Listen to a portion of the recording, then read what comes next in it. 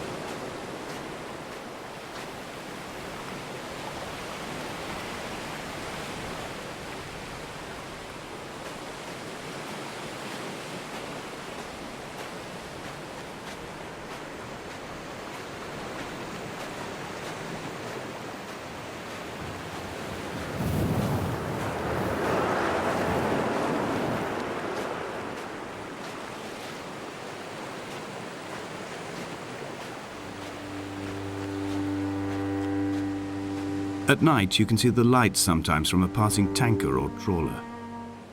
From up on the cliffs, they are mundane. But down here, they fugue into ambiguity. For instance, I cannot readily tell if they belong above or below the waves. The distinction now seems banal. Why not everything and all at once? There's nothing better to do here than indulge in contradictions whilst waiting for the fabric of life to unravel.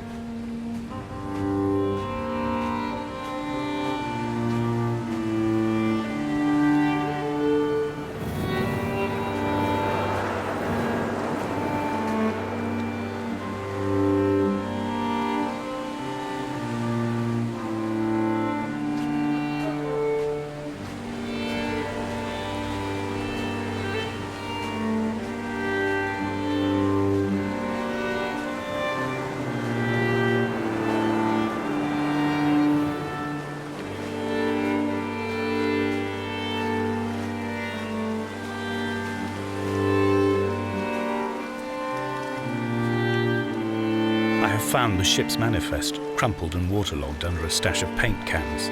It tells me that along with this present cargo, there was a large quantity of antacid yogurt bound for the European market. It must have washed out to sea. God knows there are no longer gulls or goats here to eat it.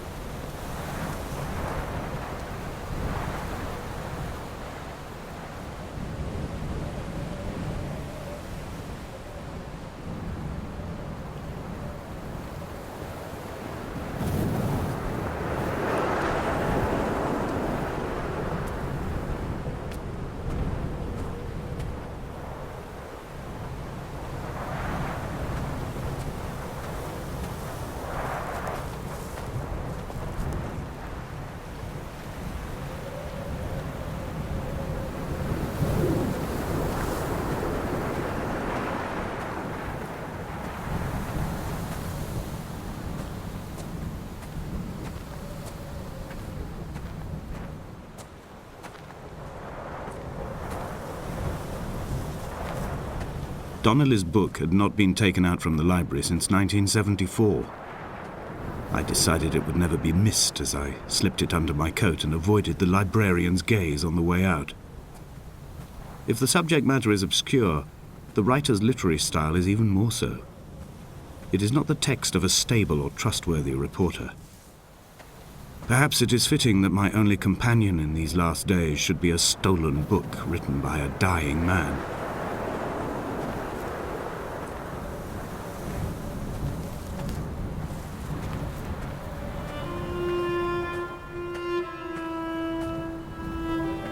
When someone had died or was dying, or was so ill they gave up what little hope they could sacrifice, they cut parallel lines into the cliff, exposing the white chalk beneath. You could see them from the mainland or the fishing boats, and know to send aid or impose a cordon of protection, and wait a generation until whatever pestilence stalked the cliff paths died along with its hosts. My lines are just for this: to keep any would-be rescuers at bay. The infection is not simply of the flesh.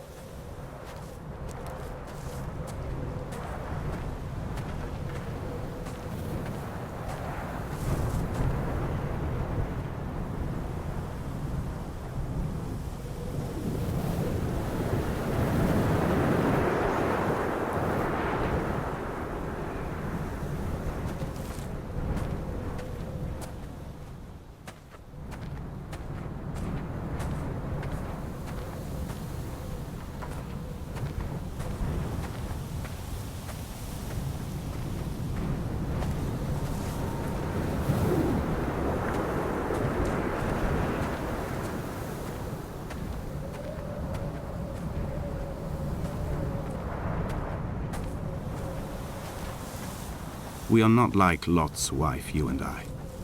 We feel no particular need to turn back. There's nothing to be seen if we did.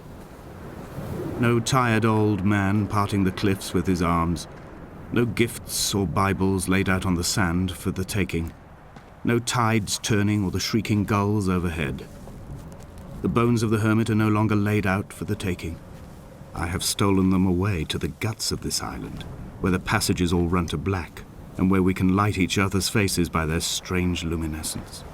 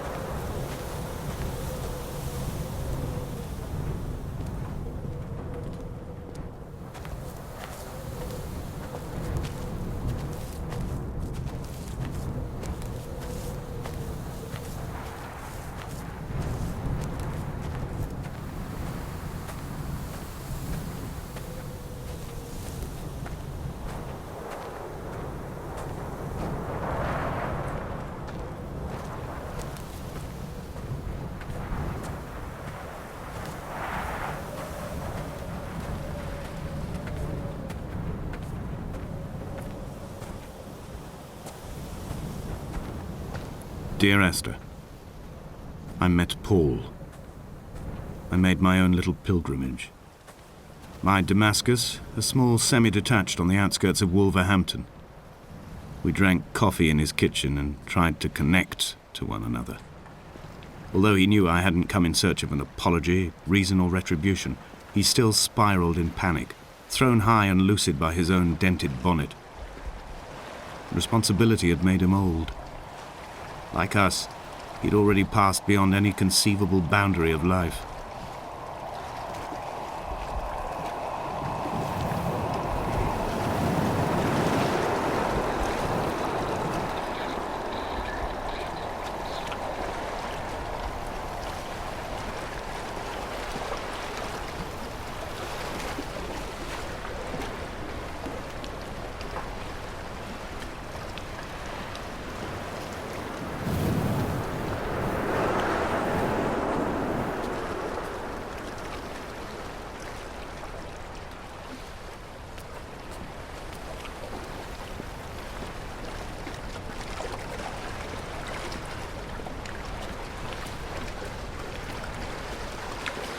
I threw my arms wide and the cliff opened out before me, making this rough home.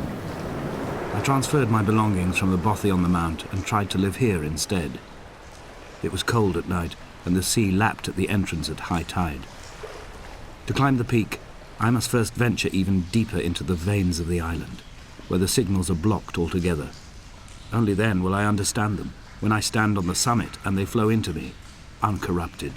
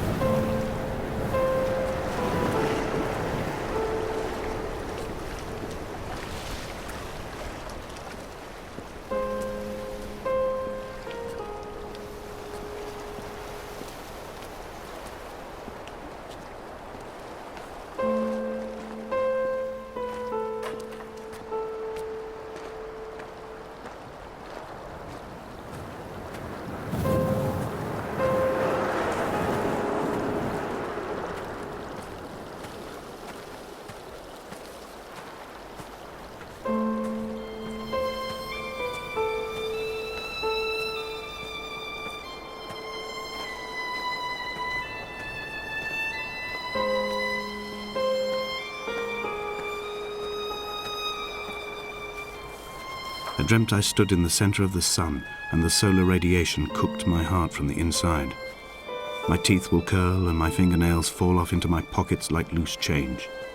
If I could stomach, I'd eat, but all I seem capable of is salt water. Were the livestock still here, I could turn feral and gorge. I'm as emaciated as a body on a slab, opened up for a premature source of death. I've rowed to this island in a heart without a bottom, all the bacteria of my gut rising up to sing to me.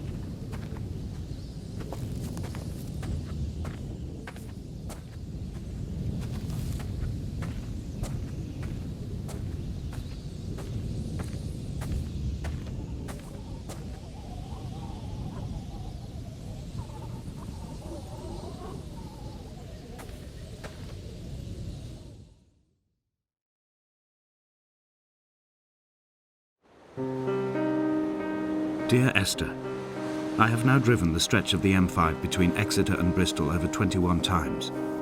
But although I have all the reports and all the witnesses, and have cross-referenced them within a millimetre using my Ordnance Survey maps, I simply cannot find the location. You'd think there would be marks to serve as some evidence. It's somewhere between the turn-off for Sandford and the welcome brake services. But although I can always see it in my rear-view mirror, I have as yet been unable to pull ashore.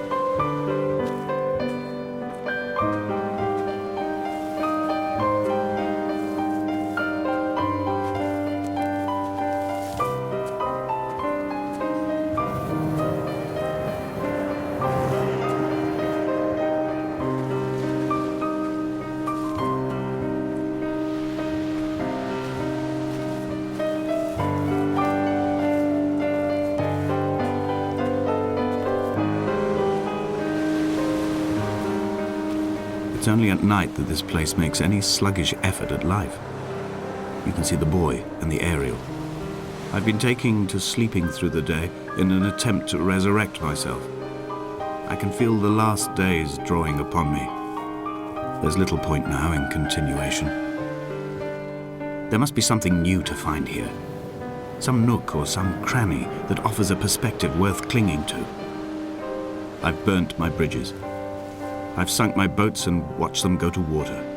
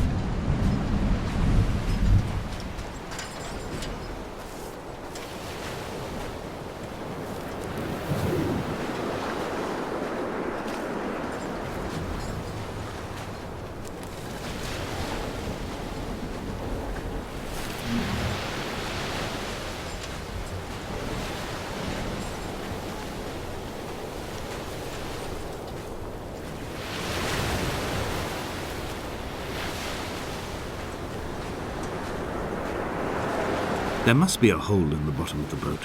How else could new hermits have arrived?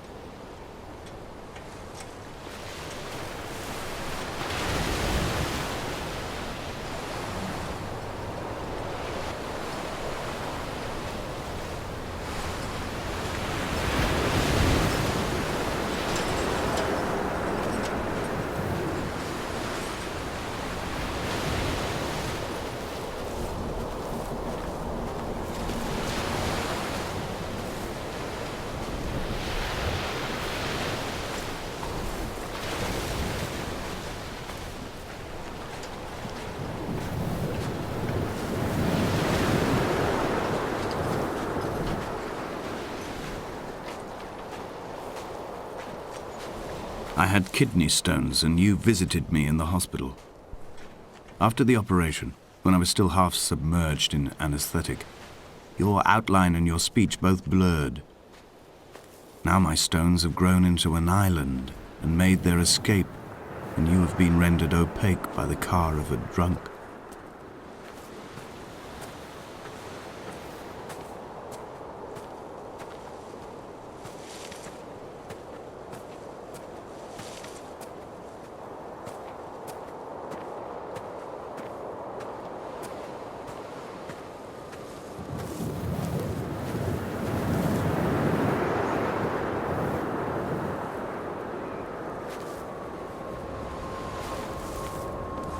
When I first looked into the shaft, I swear I felt the stones in my stomach shift in recognition.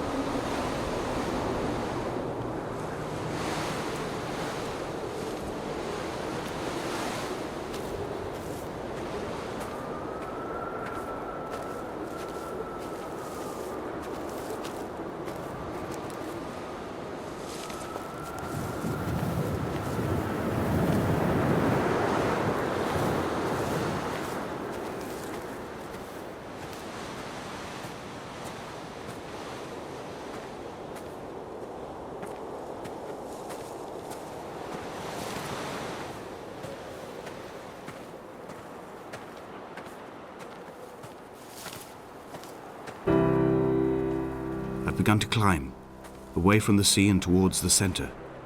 It is a straight line to the summit, where the evening begins to coil around the aerial and squeeze the signals into early silence. The Bothy squats against the mount to avoid the gaze of the aerial. I too will creep under the island like an animal and approach it from the northern shore.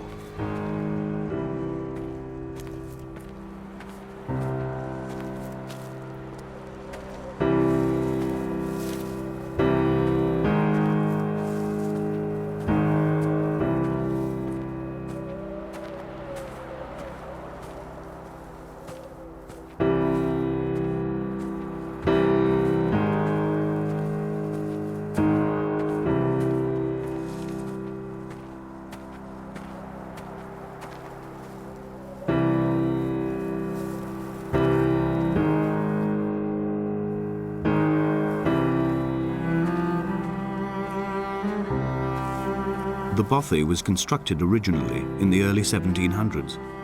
By then, shepherding had formalized into a career. The first habitual shepherd was a man called Jakobsen, from a lineage of migratory Scandinavians. He was not considered a man of breeding by the mainlanders. He came here every summer whilst building the Bothy, hoping eventually that becoming a man of property would secure him a wife and a lineage. Donnelly records that it did not work. He caught some disease from his malcontented goats and died 2 years after completing it. There was no one to carve white lines into the cliff for him either.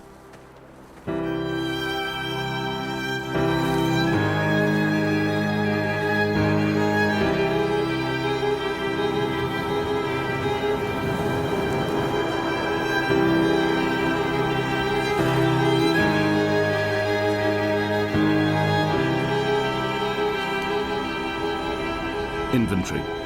A trestle table we spread wallpaper on in our first home. A folding chair. I laughed at you for bringing camping in the lakes. I was uncomfortable later and you laughed then. This diary, the bed with the broken springs. Once asleep, you have to remember not to dream. A change of clothes, Donnelly's book, stolen from Edinburgh Library on the way here. I will burn them all on the last morning and make an aerial of my own.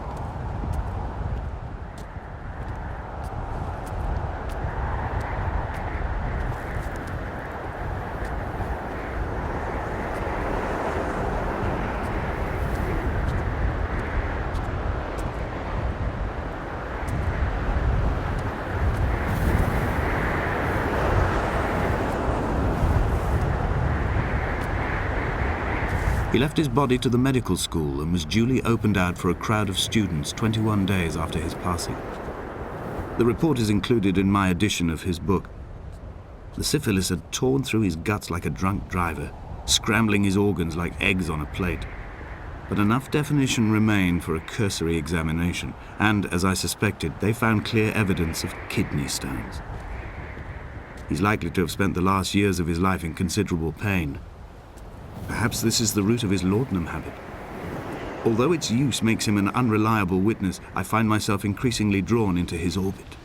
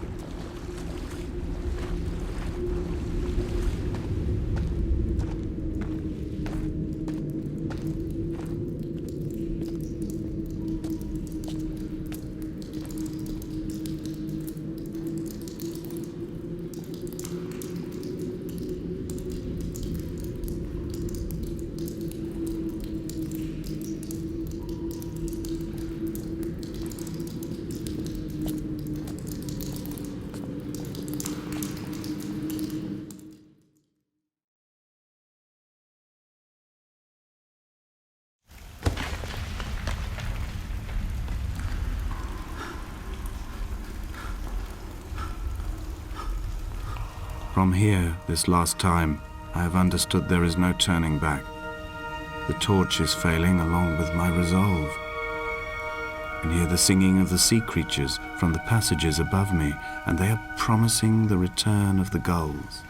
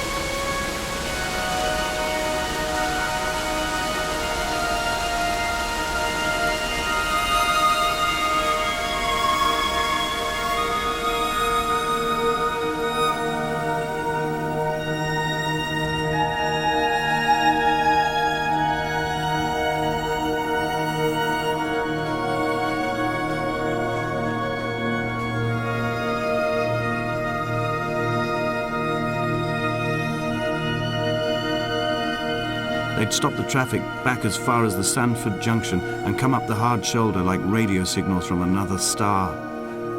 It took 21 minutes for them to arrive. I watched Paul time it to the second on his watch.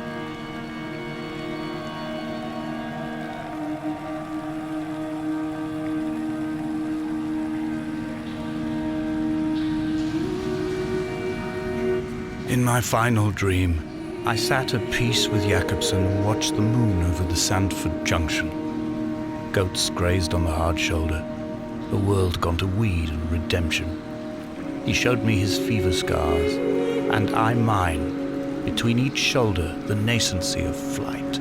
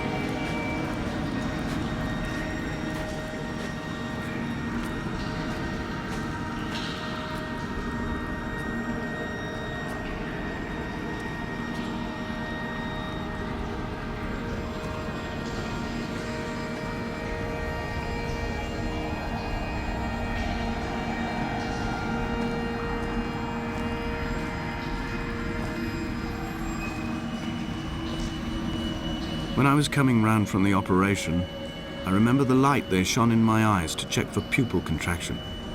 It was like staring up at a moonlit sky from the bottom of a well. People moved at the summit, but I could not tell if you were one of them.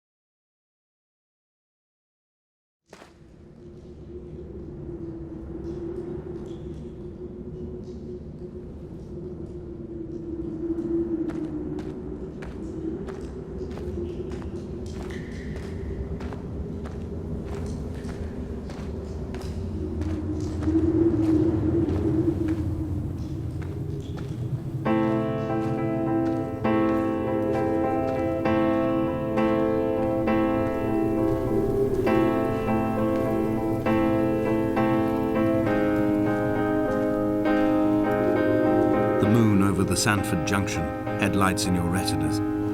Donnelly drove a grey hatchback without a bottom. All the creatures of the tarmac rose to sing to him. All manner of symbols crudely scrawled across the cliff face of my unrest. My life reduced to an electrical diagram. All my gulls have taken flight. They will no longer roost on these outcrops. The lure of the moon over the Sanford Junction is too strong.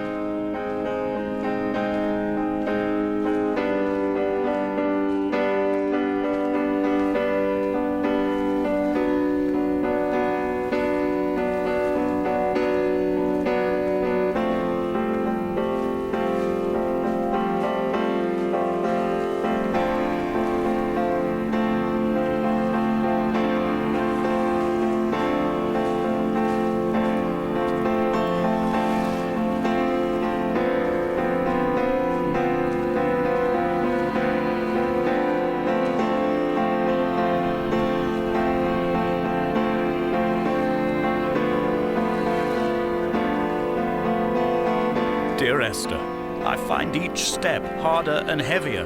I drag Donnelly's corpse on my back across these rocks, and all I hear are his whispers of guilt, his reminders, his burnt letters, his neatly folded clothes. He tells me I was not drunk at all.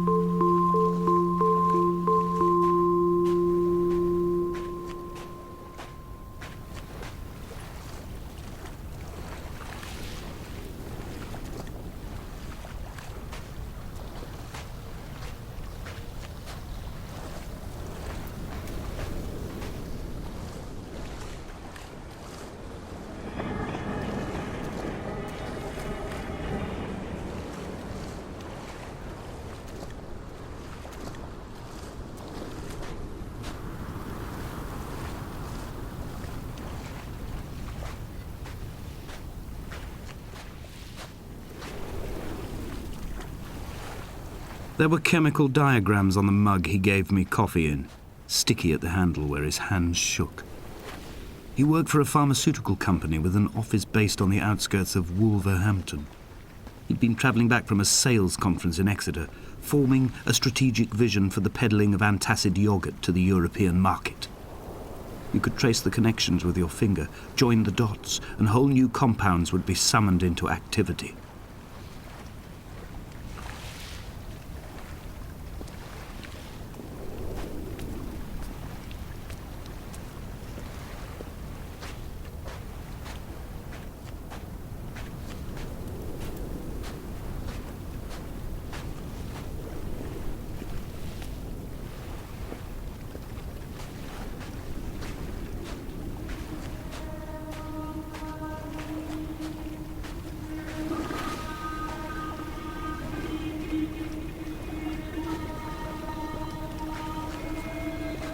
From here, I can see my armada. I collected all the letters I'd ever meant to send to you, if I'd have ever made it to the mainland, but had instead collected at the bottom of my rucksack and I spread them out along the lost beach. Then I took each and every one, and I folded them into boats. I folded you into the creases, and then, as the sun was setting, I set the fleet to sail. Shattered into 21 pieces, I consigned you to the Atlantic, and I sat here until I'd watched all of you sink.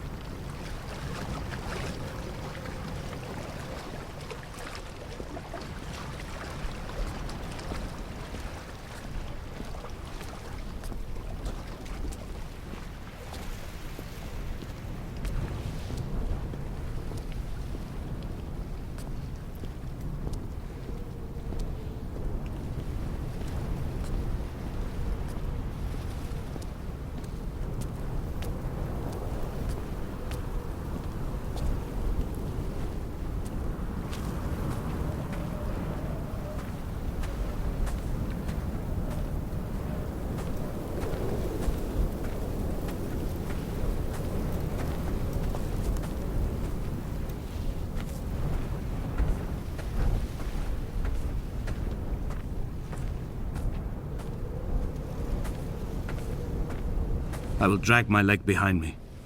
I will drag it like a crumpled hatchback, tires blown and sparking across the dimming lights of my vision.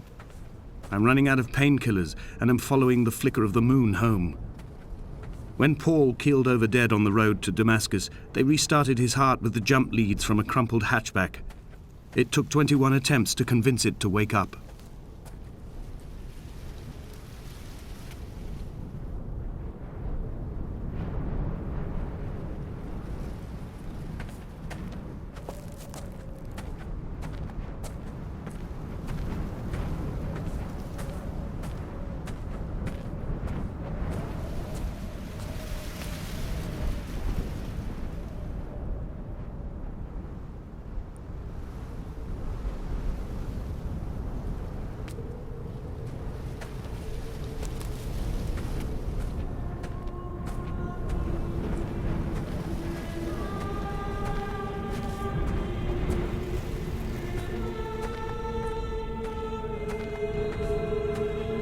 I've begun my voyage in a paper boat without a bottom. I will fly to the moon in it. I've been folded along a crease in time, a weakness in the sheet of life. Now you've settled on the opposite side of the paper to me. I can see your traces in the ink that soaks through the fiber, the pulped vegetation. When we become waterlogged and the cage disintegrates, we will intermingle. When this paper aeroplane leaves the cliff edge and carves parallel vapor trails in the dark, we will come together.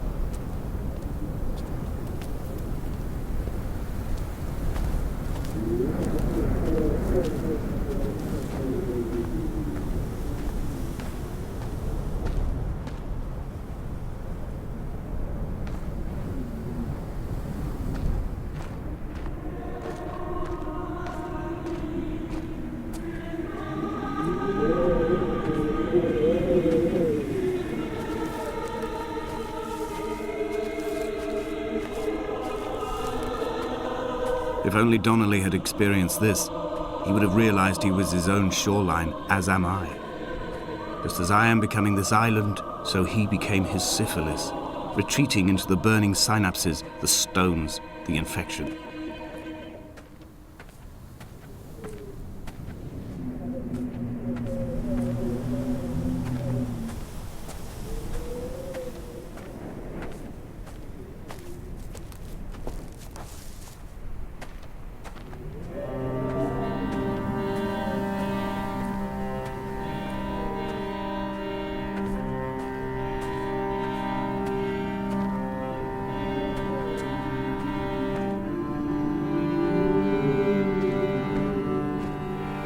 Headlights reflected in these retinas. Too long in the tunnels of my island without a bottom. The sea creatures have risen to the surface, but the gulls are not here to carry them back to their nests. I've become fixed, open and staring, an eye turned on itself. I've become an infected leg whose tracking lines form a perfect map of the junctions of the M5. I will take the exit at mid-thigh and plummet to my Esther.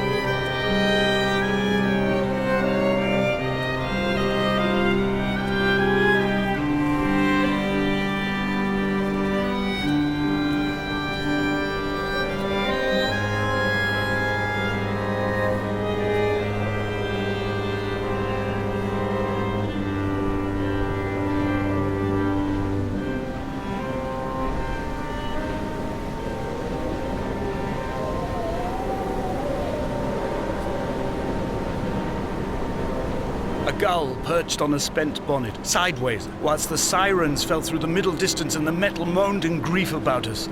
I'm about this night in walking, old bread and gull bones, old Donnelly at the bar gripping his drink, old Esther walking with our children, old Paul as ever, old Paul. He shakes and he shivers and he turns off his lights alone.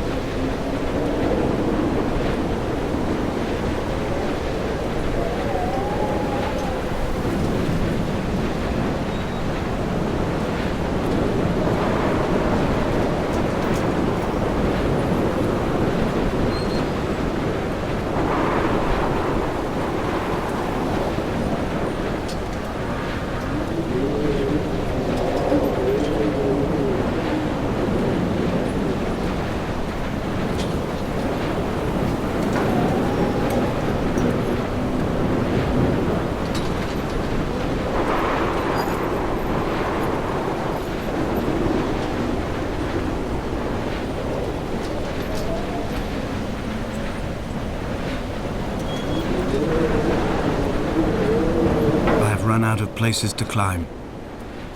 I will abandon this body and take to the air.